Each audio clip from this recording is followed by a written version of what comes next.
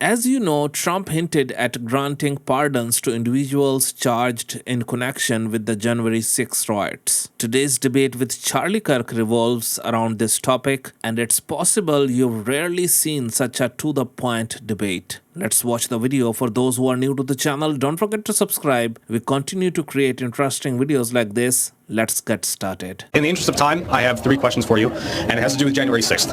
Okay? So the first question is, do you acknowledge or believe that Trump incited violence? No. No. Okay. Do you acknowledge that Trump waited 187 minutes before he said anything to the protesters? That's debated. Yeah. Okay. Because remember, the instructions he gave were to peacefully and patriotically march. Remember. Sure, but he also said to the protesters, the speech, I think it was at the Oval, or I can't remember what it was specifically, but he also said Make to your fight. Voice heard is what he said. Right, but he also said to fight like hell or you're going to lose your country. Right, but I think we both agree. Time out. Kamala Harris's phrase right now is when we fight, we win. So fight is a open-ended term. Do we agree with that? Sure, yeah. Okay. Kamala Harris loaded the DNC at a big thing that said when we fight, we win. So telling somebody to fight, we shouldn't. That's a little bit ticky-tack, right? Third question. Do you acknowledge that many of Trump's staffers, including Donald Trump Jr., were begging him during those 3 hours to call off the protest or stop the riot? I don't know. That's going to come out.